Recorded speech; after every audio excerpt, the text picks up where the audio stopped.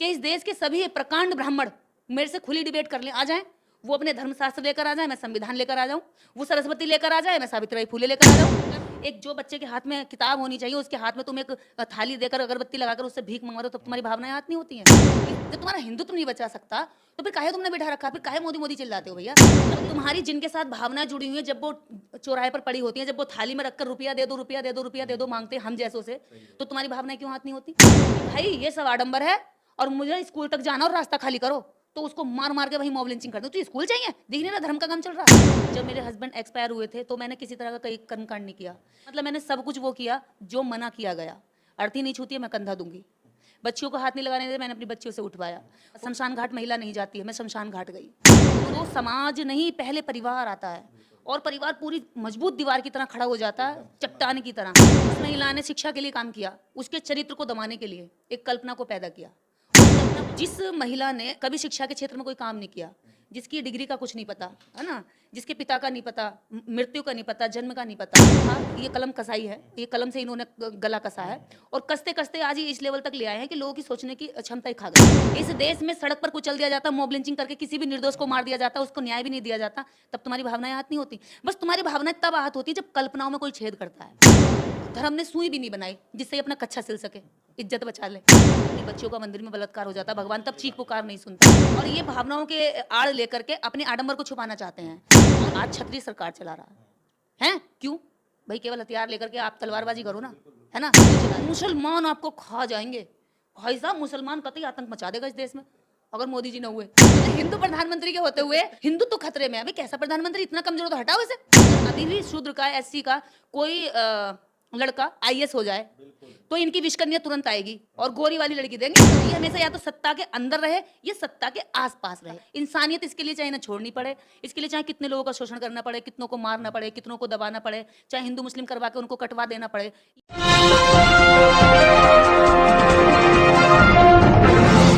साथियों नमस्कार, मैं हूं नीरज पटेल और आप देख रहे हैं नेशनल जनमत। इस समय मेरे साथ जो शख्सियत हैं वो किसी परिचय की मोहताज नहीं है, इसलिए क्योंकि माता सावित्रीबाई फुले सभा के माध्यम से पूरे देश में घूम घूम करके महिला शिक्षा, महिला जागरूकता और उसके सशक्तिकरण के लिए काम तो कर ही रही हैं, साथ ही साथ पाखंड और अंधविश्वास के प्रति भी महिलाओं को सचेत कर रही हैं। सावित्रीबाई फुले के नाम पर संगठन कब शुरू किया और उद्देश्य क्या था इसका? ये 2011 की बात है। 11 में शुरू किया? हाँ, 2011 में। तो मुझे लगता है कि सावित्रीबाई फुले का नाम भी इतिहास में निकल कर आना चाहिए। उस महिला के नाम को लिखते हुए इनकी कलम की स्याही सूखी। जिस महिला ने प्रत्येक महिला के हाथ में, इनके भी महिलाओं के हाथ में, जब पहला स्कूल खोला तो उसमें 6 बच्चियां थीं, 6 में से 4 बच्चियां ब्राह्मण समाज की थीं। तो ऐसी महिला के बारे में भी लिखते हुए इन लोगों ने परहेज किया और उस महिला का नाम आज निकल कर आ रहा है। मुझे तो खुशी है कि आज लोग गांव-गांव, जगह-जगह पर हम लोगों ने इनके नाम से जाकर के पाठशालाएं भी खोली हैं, बच्चों को पढ़ाते हैं, गरीब बच्चों को। सावित्रीबाई फुले के संघर्ष की गाथा हम लोग सुनते रहते हैं, किस तरीके से कीचड़ फेंका गया, किस तरीके से परेशानियां उठानी पड़ी। मैं चाहता हूं कि लोग ये भी जानें कि 2011 में आपने संगठन बनाया, पूरा प्रदेश घूम रही हैं, आपको किस तरह से कठिनाइयों का सामना करना पड़ा? परेशानियों में कुछ ज़्यादा परिवर्तन नहीं आया है। मुझे लगता है स्वरूप बदल जाता है। अब कीचड़ नहीं फेंक सकते तो कुछ और तरीके से परेशान करते हैं, और विरोध किसी भी नए काम को जब हम करने शुरू करते हैं तो झेलना ही पड़ता है। और मेरे सामने भी समस्याएं आई, क्योंकि एक तो मैं लिखती भी हूँ, ऊपर से मैं फील्ड में ज़मीन पर भी रहती हूँ।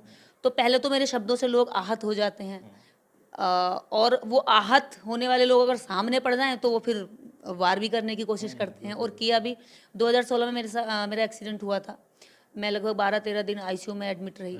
हाँ, लेकिन 2016 तक मैं इतना काम कर चुकी थी कि लोगों ने पूरा हॉस्पिटल घेर लिया था, और गांव-गांव से महिलाओं ने अपनी गुल्लक तोड़ के, अपने मतलब ठुक्के में बंधे हुए 10-10, 20-20 रुपये वो ला करके हॉस्पिटल में जा करके डाल दिए कि बस दीदी को बचा लो आप, और हम अपना सब कुछ दे देंगे।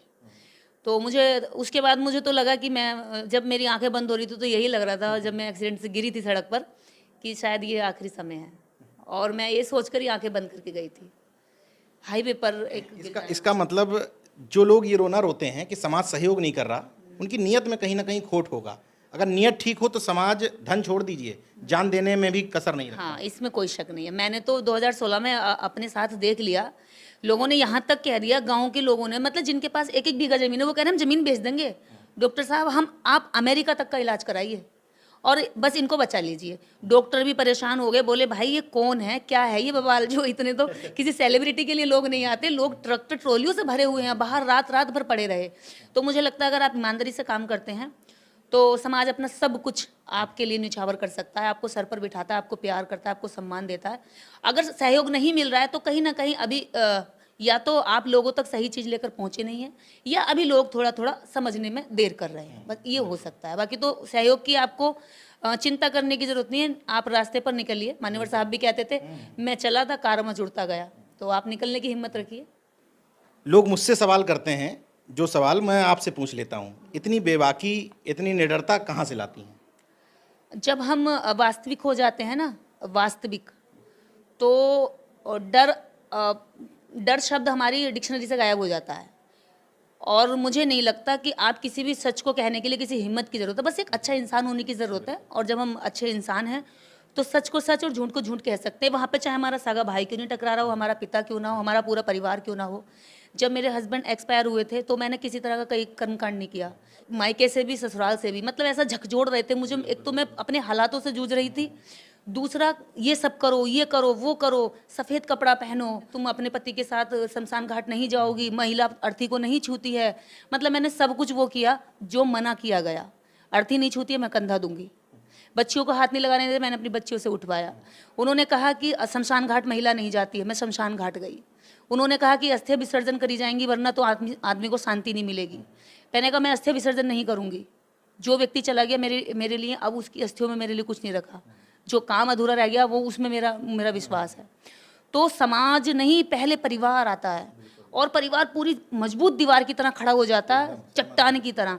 और जब परिवार खड़ा हो जाता है तो आपके पास घर में एक आधी कोना बचता है कि या तो, क्योंकि उनसे बहस नहीं की जा सकती, तो क्या या तो आप करो या फिर ना करो। दो प्रश्न आते हैं। आप करोगे तो झेलना पड़ेगा, और नहीं करोगे तो उनके साथ उनको खुश कर लो। लेकिन अगर आपने उनको खुश कर लिया तो आप अपने जो तर्क शक्ति है, जो इंसानियत है, जिसके साथ आप जन्म लेते हैं, उसके साथ बेईमानी है। और वो बेईमानी अगर आप आज करते हैं तो पीढ़ी दर पीढ़ी वो बेईमानी चलती जाएगी, वो ट्रांसफर हो जाएगी। तो मुझे लगता है कि अच्छा इंसान होना सबसे पहले ज़रूरी है। और अच्छा इंसान वास्तविक होता है, वो चीज़ों को मानता है जो हैं, जो होनी चाहिए, जो सबके हित में हो, और उसका हर कदम अच्छाई के लिए उठता है, सच्चाई के लिए उठता है। उसमें परिवार भी विरोधी हो, रिश्तेदार, पड़ोसी सब विरोधी हो, या समाज दुनिया कोई भी विरोधी हो, लेकिन एक समय पर माना जाता है अरस्तु को जहर पिलाया गया। और जिसने भी इस सत्ता को नकारा कि मैं नहीं मानता तुम्हारे आडंबर, उसको फांसी पर चढ़ाया गया, सूली लटका दिया गया, जहर पिलाया गया, उसको पत्थर मारे गए। तो कोई नहीं, सावित्रीबाई फुले को पत्थर पड़े और ज्योतिबा फुले को हुक्का पानी बंद कर दिया, कहते थे उस समय, बहिष्कृत कर देना, परिवार ने निकाल दिया, क्योंकि उन्होंने दलितों के अछूतों के लिए अपने कुएं से सार्वजनिक कर दिया था कि दलित अछूत भी मेरे कुएं से पानी पी सकते हैं, आप परेशान मत होइए। तो अपर कास्ट के लोगों ने उनके घर पर मल फेंका कि क्योंकि ये फूले जो है ना, वाल्मीकि समाज को जो है अपने उससे पानी पीने का हक दे रहा है। तो समाज तो विरोध करता ही है, और जब महापुरुषों को पढ़ लेते हैं ना तो मुझे लगता है कि किसी भी विरोध से हम डरते नहीं हैं। फिर आप ऐसे लोगों के लिए एक नज़ीर बन गई हैं जो बहाना बनाते हैं। आपके पास बहानों की लंबी फहरिस्त है, किसी भी बात का बहाना बना के आप घर में बैठ सकती थी। ऐसे लोगों को क्या संदेश देना चाहती हैं जिनके पास सब कुछ है लेकिन एक बहाना है, मैं तो कर रहा हूं, परिवार नहीं मान रहा? ये उनकी इच्छा शक्ति कमजोर है कि परिवार नहीं मान रहा, मैं कर रहा हूँ, परिवार नहीं मान रहा। परिवार नहीं, दुनिया मानेगी। परिवार बहुत छोटी इकाई है, ये पूरी दुनिया मानेगी। जब माता सावित्रीबाई फूले निकली थी तो किसी ने नहीं माना, लेकिन आज हर व्यक्ति बेटी के साथ पढ़ाई कराता है तो बहू भी पढ़ी लिखी ढूंढने जाता है। मान रही है दुनिया? तो ये क्या है? तब नहीं मानेगा ना। आप करिए तो सही। और बहानेबाजों के लिए बहाने होते हैं, करने वालों के लिए करने के इरादे होते हैं। अब या तो बहाने बनाकर कायर बन जाओ, या फिर बहादुर होकर के लड़ाई लड़ जाओ, दो ही रास्ते हैं। अब आप जो आसान समझेंगे वो आप करेंगे। मुझे तो लगता है बहाना बनाना सबसे बड़ी कायरता हमारी। मुझे किसी भी काम में करने में बहाना, तो मुझे लगता है कि मैं एक इंसान होने के नाते अपने साथ बेईमानी कर रही हूँ। दुनिया का कोई भी ताकत इस धरती पर ऐसी नहीं है जो आपके इरादों से मजबूत हो। अगर आपने करना ठान लिया है तो पत्थर को फाड़कर रास्ता बनाया मांझी ने, क्योंकि इरादा ठाना था। अगर आपने इरादा बना लिया है तो मुझे नहीं लगता कोई चट्टान भी आपके सामने पिघलने के लिए तैयार ना हो जाए। सावित्रीबाई फुले को जब ज्ञान की देवी कहती हैं, उसी का प्रतिरूप आप देखती हैं, तो तमाम लोगों की भावनाएं आहत नहीं हो जाती हैं जो अलग टाइप की ज्ञान की देवी प्रकट किए हैं? देखिए, जिस महिला ने शिक्षा के लिए काम किया, उसके चरित्र को दबाने के लिए एक कल्पना को पैदा किया, और उस कल्पना को जन्म दे करके भारत की यही रही है, क्योंकि 85% लोगों को दबाने के लिए कल्पनाओं का सहारा लिया गया, आडंबर का सहारा लिया गया है। जिस महिला ने कभी शिक्षा के क्षेत्र में कोई काम नहीं किया, जिसकी डिग्री का कुछ नहीं पता, है ना, जिसके पिता का नहीं पता, मृत्यु का नहीं पता, जन्म का नहीं पता, और जिसके मैं क्या कहूँ, फिर यहाँ फिर भावनाएं आहत हो जाएंगी। एक बहुत बड़ा वर्ग तैयार हो रहा है जिसकी भावनाएं बड़ी छुई मुई हो रही हैं। हाँ, तुरंत आहत होती हैं, तुरंत आहत, मतलब आप जैसी मुंह खोलेंगे बस आहत होने के लिए बैठी रहती हैं और तुरंत घर जमीन पर पड़ जाती हैं। तो उन लोगों को ये तर्क भी करना चाहिए, एक महिला के साथ आप न्याय करना था। जिस लड़की के साथ उसके पिता ने दुष्कर्म किया, उसको न्याय दिलाना था, लेकिन उन्होंने क्या, उसका महिमा मंडन करके उसको कह दिया तुम ज्ञान की देवी हो, तुम क्योंकि अत्याचार के खिलाफ मत लड़ो और ज्ञान की देवी बन जाओ। मैं तो ज्ञान की देवी से अच्छा फूलन देवी को मानती हूँ। वो चाहते तो उसे भी देवी बनाकर पूछ सकते थे, कहते भी मैं मत लो, तुम न्याय मत लो, तुम देवी बन जाओ। मैं तो ऐसी औरतों को नमन करती हूँ जो देवी नहीं बनना पसंद करेंगी, न्याय पसंद करेंगी। तो सरस्वती के साथ अन्याय हुआ, और उनके अन्याय और उसके साथ जो दुष्कर्म हो उसको छुपाने के लिए उनको देवी बना देगा। अभी तो ये भी मुकदमा उठना चाहिए कि उसको न्याय मिले। मैं माँ सरस्वती, जो भी जिसकी भी लड़की थी, उसका सम्मान करती हूँ और उसको न्याय होना चाहिए। और न्याय इधर सरस्वती के साथ साथ सावित्री फुले के साथ भी होना चाहिए। अगर आप किसी ज्ञान, मतलब किसी यूनिवर्सिटी पर, कॉलेज पर, स्कूल पर, पाठशाला पर अगर टांग रहे हैं, तो आप ये कह रहे हैं कि सरस्वती ज्ञान की देवी है। अब ज्ञान के क्षेत्र में उस व्यक्ति, भाई कोई भी है, अगर आप स्कूल में एक टीचर भी लेते हैं तो पहले उसकी योग्यता तय करते हैं, हाँ, वो एक एग्जाम देकर जाता है। लेकिन वो तो जितने भी बड़े बड़े प्रोफेसर हैं, जितनी बड़ी यूनिवर्सिटी हैं, उसके अंदर पढ़ने वाले और पढ़ाने वाले सब उसको नतमस्तक कर रहे हैं। किसको? जो क्लास का एक भी अक्षर नहीं पढ़ी है, जो कभी स्कूल नहीं गई है, जिसने कभी स्कूल नहीं खोला, जिसने कभी किसी बच्चे को शिक्षित नहीं किया है, जिसने कभी स्कूल खोलने के लिए किसी भी विरोधी से लड़ाई नहीं लड़ी है। तो क्या क्या है, ये देश के इतिहास के साथ छेड़छाड़ की है। इस देश के इतिहास में हमेशा शरारत हुई है, और इस लेवल तक शरारत की गई है कि जब जब इन्होंने लिखा, ये कलम कसाई है, ये कलम से इन्होंने गला कसा है, और कसते कसते आज ये इस लेवल तक ले आए हैं कि लोगों की सोचने की क्षमता ही खा गए। तो ये आपकी बुद्धि खा जाएंगे, ये आपका विवेक खा जाएंगे, और अगर नहीं खा पाएंगे तो फिर भावनाएं आगर ला करके कानून का सहारा लेंगे। तो इन्होंने एक शब्द पकड़ लिया है।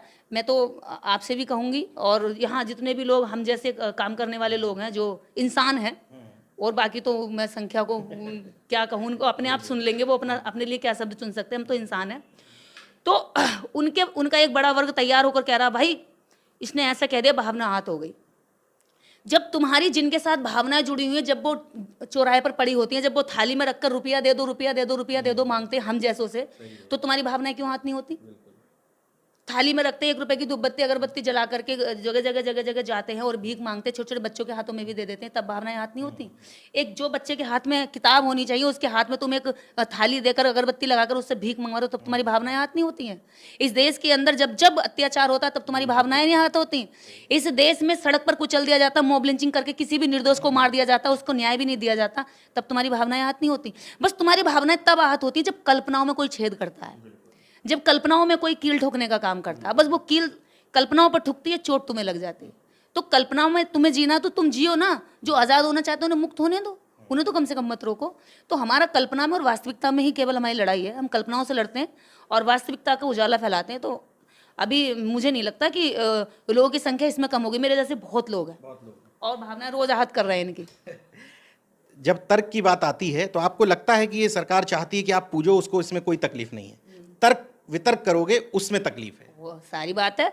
देखिए, जब हम सड़कों पर उतरते हैं, धार्मिक क्रांति करते हैं, मेरी मुरादाबाद में लगभग कल 2 लाख लोग थे जो कांवड़ लेकर आए थे और जल चढ़ाने के लिए मारा मारी कर रहे थे।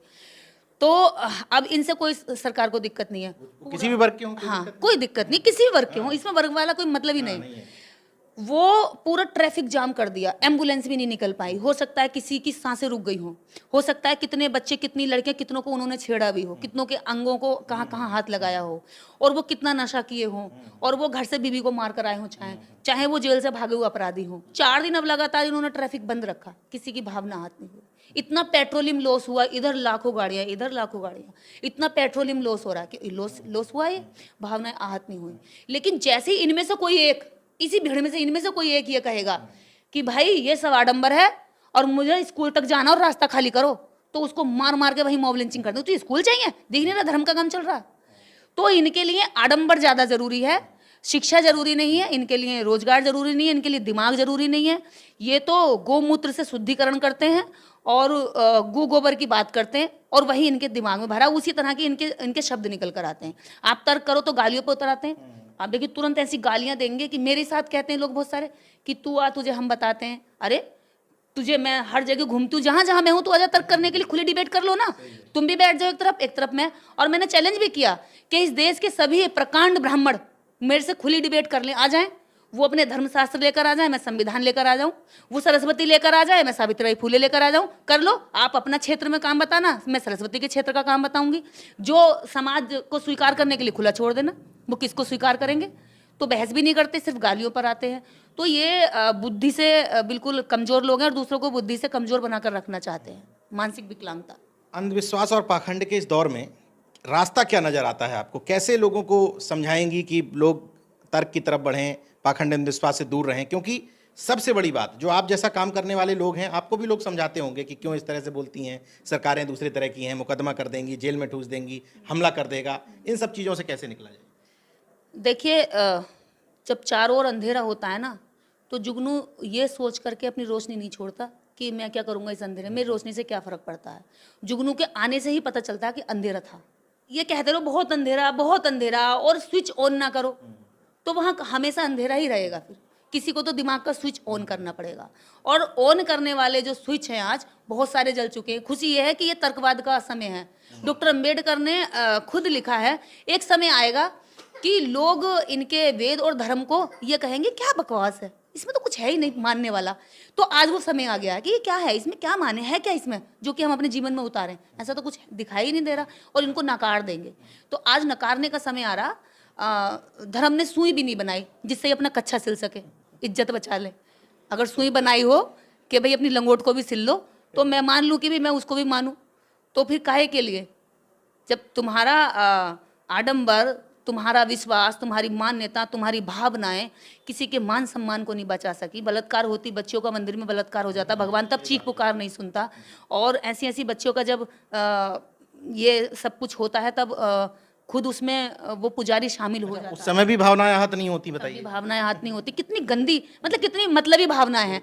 इस समय पर होती है, इस समय पर नहीं। फिक्स्ड भावनाएं कि यहाँ ही होंगी, बस ये फिक्स्ड है इनकी भावनाएं कि भैया भावनाएं तभी आहत होनी है जब इनको बोलते हुए लोगों को चुप कराना है। और ये भावनाओं के आड़ लेकर के अपने आडंबर को छुपाना चाहते हैं। और एक समय था जब ये कहते थे कि आप जो है धर्म विरोधी हैं। अब कहते हैं आप भावनाएं आहत कर रहे हैं। अब धर्म छोड़ दिया इन्होंने, धर्म छोड़ दिया कि धर्म का विरोध करे। अब इन्होंने कहा भावना, एक शब्द पकड़ लिया है और उस शब्द के जरिए ये क्या डर दिखा रहे हैं कि आप जितना बोलेंगे आपको हम जेल में डाल देंगे। जो सवाल सरकार से करेगा वो जेल में जाएगा, जो चोट आडंबर पर करेगा वो जेल में जाएगा, जो तर्क करेगा वो जेल में जाएगा। तो सरकार को भक्त चाहिए, अंधे, वो भी एकदम अंधे। भैया ये किसी ने कहा कि हलवा है और चाहे वो गोबर है, और भाई हलवा है, खाना है, भाई खाना बहुत बढ़िया टेस्ट आ रहा है, खुशबू भी आ रही है बहुत बढ़िया, तो वो उसको खाना पड़ेगा। तो ऐसे तो हम नहीं बन सकते ना। और मैं तो जुगनू हूँ, और मेरे जैसे आप जैसे बहुत सारे जुगनू घूमते फिर रहे हैं इस अंधेरे में, ये बताने के लिए कि रोशनी भी कुछ होती है। और रोशनी बतानी पड़ती है, ऐसे नहीं पता चलती। उसके लिए थोड़ा सा हलचल करनी पड़ती है, हिलना पड़ता है, रिस्क लेना पड़ता है। और हमने तो इस देश के अंदर वो उस समुदाय में जन्म लिया जिसको जातियों के नाम पर वैसा बनाया कि पानी भी पीने के लिए संघर्ष करना पड़ा। कुत्ता बिल्ली पेशाब कर देता था, उस पानी को भी नहीं पीने देते थे। हाँ, आज तो जबकि जो पानी धरती खुद उगा रही थी, जिस पानी को निकालने के लिए इनको कोई मेहनत नहीं करनी पड़ी, जो जलाशय होते थे उनमें भी नहीं हमें जाने दिया। तो तुम हमें आज ज्ञान कैसे लेने दोगे? और रही बात ये, कहते हैं भी ज्ञान का काम कि वो नाई का बेटा नाई का काम करे, धोबी का बेटा धोबी काम करे। अभी एक महान उससे मेरी वो हो गई थी चर्चा, तो वो कह रहे कि ये जीन्स में आ गई, यानी कि जीन्स में है नाई का बेटा नाई का काम करेगा। तो अब मेरी ये समझ में नहीं आया, अगर जीन्स में है तो एक समय था कि भाई ब्राह्मण ज्ञान देगा, क्षत्रिय हथियार रखेगा और वैश्य व्यापार करेगा। तो आज तो क्षत्रिय हर क्षेत्र में देखा जाओ, आज क्षत्रिय सरकार चला रहा है। क्यों? भाई केवल हथियार लेकर के आप तलवारबाजी करो ना, है ना, क्यों चला रहे हो? हर क्षेत्र में आर्मी में जाओ। ब्राह्मण ज्ञान देगा। आज ब्राह्मण जो कहता था अछूत है, आज वही ब्राह्मण डॉक्टर बन रहा है, इंजीनियर्स बन रहा है, बड़ी बड़ी कंपनियां चला रहा है, फैक्ट्री चला रहा है, जमीनों पर कब्जा कर रहा है।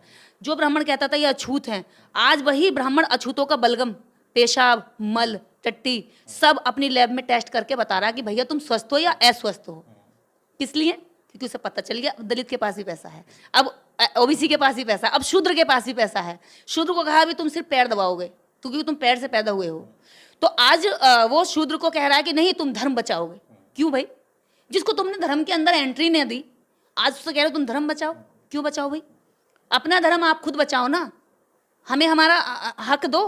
अब आप कहते हैं कि भाई आपने जातियां खत्म कर दी। जातियां तो है ही नहीं, बहुत सारे लोग ये कहते हैं जातियां तो है ही नहीं, और मुसलमान आपको खा जाएंगे। भाई साहब मुसलमान कतई आतंक मचा देगा इस देश में अगर मोदी जी न हुए। ये भी होता है एक डायलॉग, मुसलमान देखा आतंक दिन दहाड़े उठाएंगे तुम्हारी बेटियों को। जब सिख प्रधानमंत्री था तब हिंदू खतरे में नहीं था, अब हिंदू प्रधानमंत्री है तब हिंदू तब हिंदू खतरे में है। मतलब हिंदू प्रधानमंत्री के होते हुए और इनकी सरकार पूर्ण बहुमत से होते हुए हिंदू तो खतरे में है। भाई कैसा प्रधानमंत्री, इतना कमजोर हो तो हटाओ इसे। जब तुम्हारा हिंदुत्व नहीं बचा सकता तो फिर काहे तुमने बैठा रखा? फिर काहे मोदी मोदी चिल्लाते हो? भैया मोदी जी अगर धर्म नहीं बचा सके तो फिर काहे के मोदी जी बता रहे हो? और दूसरी चीज ये है, अगर हिंदू खतरे में है तो हिंदू खतरे में तब होना चाहिए था जब 600 साल इस देश के अंदर मुगल आए और इन्होंने जोधा को भी दिया, उनके साथ जाकर के रिश्ते डेवलप किए। जजिया कर केवल एक जाति पे नहीं लगता। जजिया केवल एक जाति पे नहीं लगता। क्यों? क्योंकि तुमने भैया उनके साथ रोटी बेटी का संबंध रखा। और एक चीज और है, इन लोगों को ये बड़ा भ्रम है कि हमारी जो जाति है वो शुद्ध रही है, एकदम हमारा ब्लड एकदम शुद्ध है, उसमें मिलावट नहीं है। अरे मुगलों के साथ तुमने रिश्ते डेवलप किए और सबसे ज्यादा तुमने किए। जब अंग्रेज आए तो तुमने अंग्रेजों के साथ भी किए, क्योंकि भैया और तो बाकी ऐसी गंदे संदे से रहते तो उनकी लड़कियों को तो वो देखते भी नहीं थे। तुम तो भैया हमेशा से खुशबू वाले साबुन से नहाए हो और खुशबू वाले तुमने खाने खाए हैं। तो हमारे लोगों को तो ना खुशबू का खाना मिला ना खुशबू के साबुन मिले, तो उनसे तो दूर ही रहे। तो वो शुद्ध तो ये ज्यादा रहे, जिनको शुद्ध कहा गया, जिनको पीछे रखा गया। तुम थे फ्रंट पर, तुमने अपनी बेटियां दी, उन्होंने तुम्हारी बेटियां पसंद की। तो तुम कैसे कह रहे हो कि तुम अभी भी शुद्ध हो? शुद्धता का जो इनको घमंड है ना, ये बिल्कुल घमंड कच्चा है।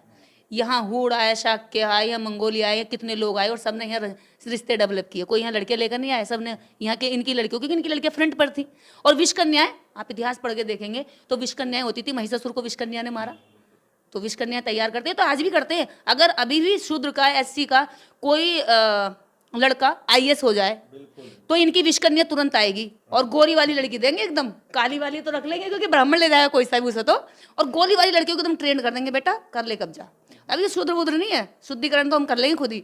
अब बताओ उसके साथ जब ये बच्चा पैदा कर रहे हैं तो क्या वो शुद्ध रह गया? उसका ब्लड शुद्ध रहा? नहीं रहा। ऐसे ही इन्होंने तब किया। ये हमेशा या तो सत्ता के अंदर रहे या सत्ता के आसपास रहे, और इनको ये जुनून है, ये पागलपन है इन्हें सत्ता में रहने का। इंसानियत इसके लिए चाहे इन्हें छोड़नी पड़े, इसके लिए चाहे कितने लोगों का शोषण करना पड़े, कितनों को मारना पड़े, कितनों को दबाना पड़े, चाहे हिंदू मुस्लिम करवा के उनको कटवा देना पड़े, ये उससे कोई फर्क नहीं पड़ता। इनकी इंसानियत मर चुकी है, तो ये मरे मुर्दे हैं। और कुछ इंसानियत वाले लोग इस देश को अभी तक इंसानियत के साथ बचाए हुए हैं। मैं तो कहती हूँ कि इस देश के अंदर अगर कुछ बचा है तो दो ही वाद है, एक तर्कवाद, एक आडंबरवाद। अब तर्कवाद हमेशा सामना करने को तैयार रहता और आडंबरवाद हमेशा मुंह छुपाकर पर्दे के पीछे से हमला करता है। तो ये वही लोग हैं, इन्होंने सदियों से वही किया है। गौर से सुनिएगा इस इंटरव्यू को, एक बार समझ में ना आए तो कई कई बार देखिएगा। ये उन लोगों के लिए नजीर है जो अक्सर बहाना बनाते हैं, हम करना तो बहुत कुछ चाहते हैं, क्रांति कर दे नीरज भाई, सरकार वैसी है, मुकदमे दर्ज कर देती है, बोलने नहीं देती है, अभिव्यक्ति की आजादी पर पहरा लगा देती है। उनके लिए नजीर हैं। सुन लीजिए, हर वो परिस्थिति है जिस परिस्थिति में वो बहाना बना सकती हैं, काम ना करने की सारी परिस्थितियों में रहकर भी समाज को दीपक दिखा रही हैं और इस अंधकारमय समाज को रोशनी की तरफ ले जा रही हैं। उम्मीद करता हूं कि कम से कम मुर्दा लोगों में इन्हीं की बातें सुनकर कुछ तो जान आएगी। देखते रहिए नेशनल जनमत, जागरूक और सजग बने रहिए। जय विज्ञान, जय संविधान, जय लोकतंत्र। धन्यवाद।